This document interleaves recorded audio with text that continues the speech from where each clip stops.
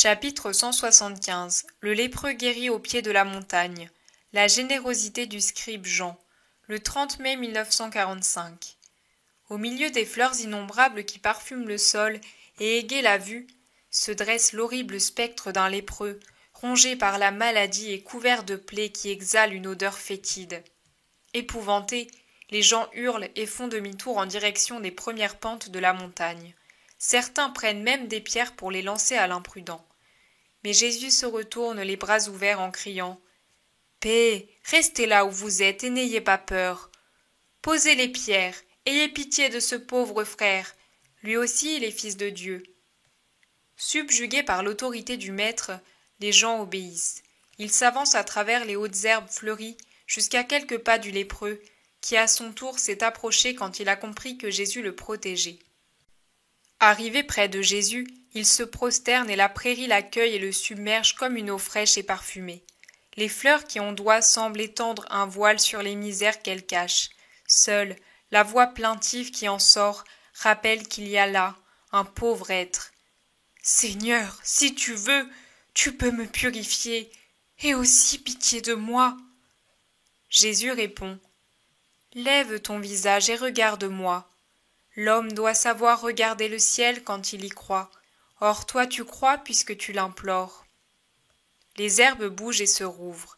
Telle une tête de naufragé qui émerge de la mer, le visage du lépreux apparaît, sans cheveux ni barbe, un crâne où il resterait encore un petit lambeau de chair. Cependant, Jésus ose poser le bout des doigts sur ce front, là où il est net, sans plaie, où il n'y a qu'une peau cireuse, écailleuse entre deux érosions purulentes dont l'une a détruit le cuir chevelu et dont l'autre a ouvert un trou là où se trouvait l'œil droit. Je ne saurais dire si dans cette énorme cavité qui s'étend de la tempe au nez, en mettant à nu le zygoma et les cartilages du nez, remplis de saleté, il reste le globe oculaire ou non. Laissant le bout de sa belle main appuyé là, Jésus dit « Je le veux, sois purifié. » Comme si l'homme n'était pas rongé par la lèpre et couvert de plaies, mais seulement recouvert de crasses sur lesquelles on aurait versé un détergent liquide, voilà que la lèpre disparaît. Tout d'abord, les plaies se referment, la peau redevient claire, l'œil droit réapparaît entre les paupières qui se sont reformées. Des lèvres se referment sur les dents jaunâtres. Seuls les cheveux et la barbe restent absents avec de rares touffes de poils là où il y avait encore un reste d'épiderme sain. La foule crie de stupeur, et l'homme comprend qu'il est guéri en entendant les cris de joie. Il lève les mains jusqu'alors cachées par les herbes et se touche l'œil là où il y avait cet énorme trou. Il se touche la tête là où se trouvait la grande plaie qui couvrait le crâne, et il palpe la nouvelle peau. Alors il se lève et regarde sa poitrine, ses hanches, tout est sain et propre. L'homme s'affaisse de nouveau dans le pré fleuri, pleurant de bonheur. Ne pleure pas, lève-toi et écoute-moi. Reviens à la vie en observant le rite et ne parle à personne jusqu'à ce qu'il soit accompli. Montre-toi le plus tôt possible au prêtre. Fais l'offrande prescrite par Moïse en témoignage du miracle survenu de ta guérison. C'est à toi que je devrais rendre témoignage, Seigneur. Tu le feras en aimant mon enseignement. Va. La foule s'approche de nouveau, et tout en se tenant à la distance imposée par la loi, félicite le miraculé. Certains éprouvent le besoin de remettre un viatique à l'indigent et lui lancent des pièces de monnaie. D'autres lui jettent du pain et des vivres.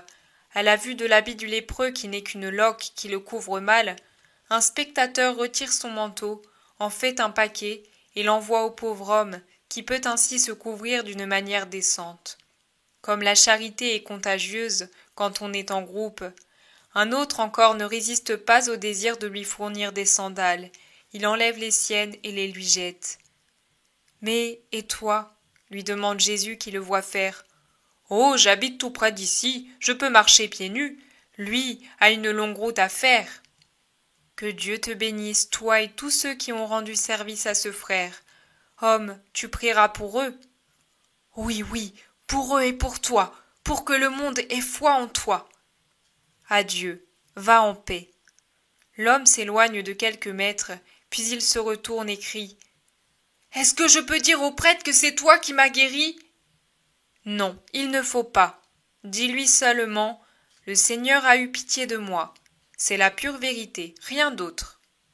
Les gens s'agglutinent autour du maître, forment un cercle qui ne veut s'ouvrir à aucun prix. Mais entre-temps, le soleil est descendu. C'est le commencement du repos sabbatique. Les villages sont loin, mais les gens ne regrettent pas leur maison, leurs provisions, rien. Les apôtres s'en préoccupent pourtant, et ils en parlent à Jésus. Même les disciples les plus âgés s'en soucient. Il y a des femmes et des enfants, et si la nuit est tiède et l'herbe des prés soyeuse, les étoiles ne sont pas du pain et les pierres des talus ne procurent pas de quoi se nourrir. Jésus est le seul à ne pas s'en soucier. En attendant, les gens mangent ce qu'il leur reste comme si de rien n'était, et Jésus le fait remarquer à ses disciples. En vérité, je vous dis que ces gens-là vous sont supérieurs. Regardez avec quelle insouciance ils expédient ce qu'il leur reste. Je leur ai dit que ceux qui ne peuvent croire que demain Dieu donnera de la nourriture à ses enfants se retirent, et eux sont restés. Dieu ne démentira pas son Messie et ne décevra pas ceux qui espèrent en lui. Les apôtres haussent les épaules et ne s'occupent plus d'autre chose. Après un crépuscule bien rouge, la nuit tombe, tranquille et belle, et le silence de la campagne s'étend sur toute chose après une dernière sérénade chantée par les oiseaux. Quelques bruissements du vent, et puis le vol silencieux d'un oiseau de nuit au moment où se lève la première étoile et au premier coassement d'une grenouille. Les enfants dorment déjà. Les adultes discutent et de temps à autre quelqu'un va auprès du Messie lui demander un éclaircissement. Aussi, ne s'étonne-t-on pas lorsque par un sentier entre deux champs de blé, on voit arriver un personnage à l'aspect imposant par sa tenue et par son âge. Des hommes le suivent. Tout le monde se retourne pour le voir, et on se le montre en chuchotant. Un murmure court d'un groupe à l'autre, se ranime et s'éteint. Attirés par la curiosité, les groupes les plus éloignés s'approchent. L'homme à l'allure noble rejoint Jésus, qui assis au pied d'un arbre écoute des fidèles, et il le salue profondément. Jésus se lève aussitôt et répond à cette salutation avec le même respect. L'assistance est attentive. J'étais sur la montagne, et peut-être as-tu pensé que je manquais de foi et que je m'en allais pour ne pas rester à jeun. Mais je suis parti pour un autre motif. Je voulais être un frère parmi les frères, le frère aîné. Je voudrais te dire en privé ce que je pense. Peux-tu m'écouter ?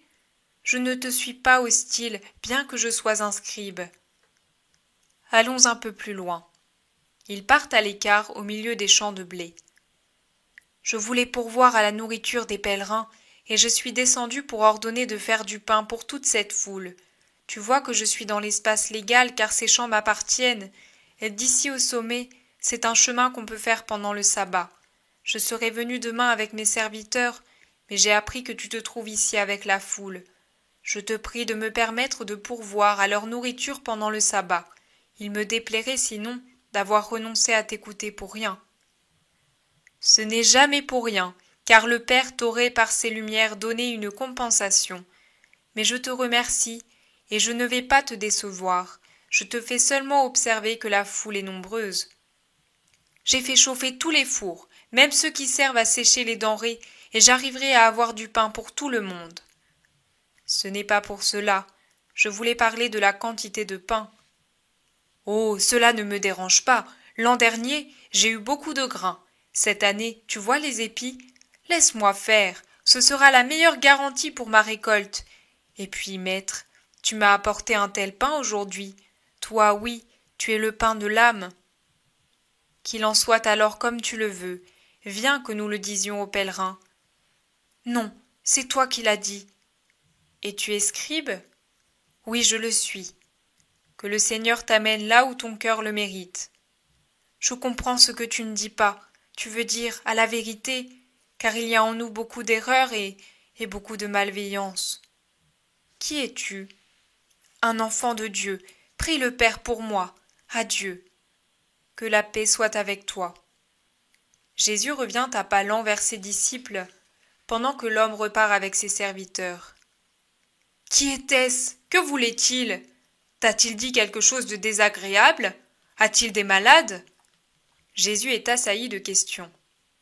Qui il est, je l'ignore, ou plutôt, je sais que c'est une âme bonne, et cela me... « C'est Jean le scribe !»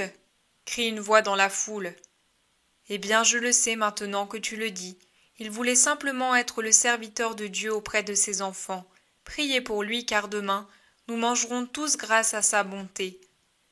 C'est vraiment injuste, dit quelqu'un. Oui, je ne sais pas comment il peut être l'ami des autres, commande son voisin. Bandé comme un nouveau-né de scrupules et de règles, mais il n'est pas mauvais, termine un troisième. Est-ce que ces champs sont à lui? Demande un grand nombre de gens qui ne sont pas du pays. Oui, je crois que le lépreux était l'un de ses serviteurs ou de ses paysans, mais il le tolérait dans le voisinage et je crois même qu'il le nourrissait. La conversation se poursuit et Jésus s'en dégage en appelant auprès de lui les 12 auxquels il demande « Et maintenant, que dois-je vous dire pour votre incrédulité? Le Père ne nous a-t-il pas envoyé du pain pour nous tous par les mains de quelqu'un dont la caste m'est hostile? Ah, homme de peu de foi! Mais allez dormir dans les foins moelleux. Je vais prier le Père pour qu'il ouvre vos cœurs et pour le remercier de sa bonté. Paix à vous. » Sur ce, il se rend sur les premières pentes de la montagne. Là, il s'assied et se recueille en prière. S'il lève les yeux, il voit le troupeau des étoiles qui fourmillent dans le ciel. S'il les baisse, il voit le troupeau des dormeurs étendus dans les prairies, rien d'autre. Mais telle est la joie de son cœur qu'il paraît se transfigurer en lumière.